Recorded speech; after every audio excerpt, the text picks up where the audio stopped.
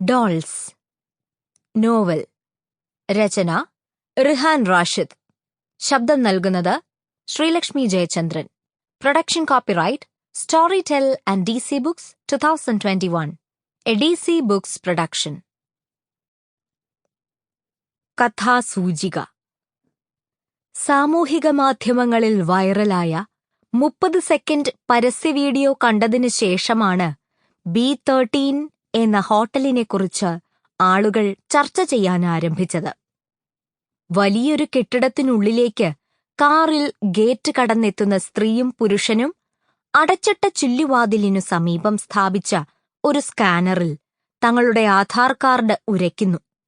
ആദ്യത്തെ 20 സെക്കൻഡിലെ ആ കാഴ്ചയ്ക്ക് ശേഷം കോഴിക്കോട് നഗരത്തിന്റെ ഡ്രോൺ ക്യാമറ കാഴ്ച വലിയൊരു കെട്ടിടത്തിന്റെ മുകളിലെ B13 എന്ന് എഴുതിയ LED ബോർഡിൽ അവസാനിക്കുന്നു. അധ്യായം 1. പകൽ. ബാംഗ്ലൂരിലെ തിരക്ക് പിടിച്ച യാന്ത്രിക ജീവിതത്തിൽ നിന്നും ഒരു ഒളിച്ചോട്ടം അത്യാവശ്യമാണ് ജോൺ. നമുക്കൊരു യാത്ര പോയാലോ? കഴിഞ്ഞ വർഷം നമ്മൾ മാത്രമായി പോയ വയനാടൻ യാത്ര പോലെന്ന്. വാട്സാപ്പിൽ വന്നു വീഴുന്ന തനൂജയുടെ മെസ്സേജുകൾ കണ്ടെങ്കിലും ഡ്രൈവിംഗിനിടയിൽ തന്നെ നെറ്റ് ഓഫ് ചെയ്തു വച്ചു. വയനാട് യാത്രയെ ഓർമ്മപ്പെടുത്തിക്കൊണ്ട് തനൂജ അയച്ച അവർ ഇരുവരുടെയും ഫോട്ടോസ് ജോണിനെ അസ്വസ്ഥനാക്കി.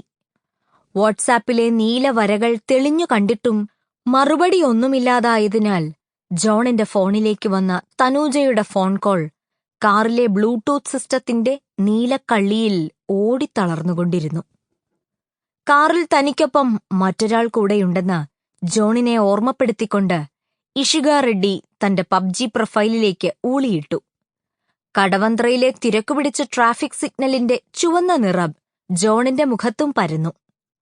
3 മാസം മുൻപ് ഉപേക്ഷിച്ചു പോന്ന ബാംഗ്ലൂർ നഗരത്തിന്റെ ഓർമ്മകൾ അയാളുടെ മനസ്സിൽ പച്ചയ്ക്കും ചുവപ്പിനുമിടയിലെ വിളർച്ച ബാധിച്ച മഞ്ഞ നിറമായി. ഇഷിക റെഡ്ഡിയുടെ സാമീപ്യമുണ്ടായിട്ടുപോലും അയാളിലെ സന്തോഷങ്ങൾ മുഴുവൻ ചോർന്നുപോയി.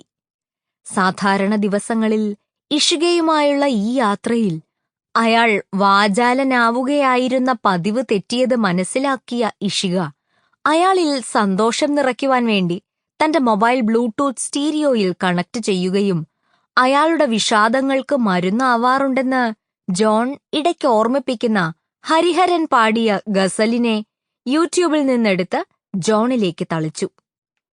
ഒപ്പം ഗിയർ നോബിൽ അമർത്തിവച്ചിരുന്ന ജോണിന്റെ കയ്യിൽ പതിയെ തലോടി. തിരക്ക് പിടിച്ചോടുന്ന മനുഷ്യർ മുഴുവൻ ആ സമയം കടവന്ത്ര ട്രാഫിക് സിഗ്നലിൽ ഒത്തുകൂടിയിരിക്കുകയാണോ എന്ന് തോന്നിപ്പിക്കുന്ന തരത്തിൽ സിഗ്നൽ ലൈറ്റ് പച്ചയിലേക്ക് വീണ നിമിഷത്തിൽ തിരക്ക് കൂട്ടി.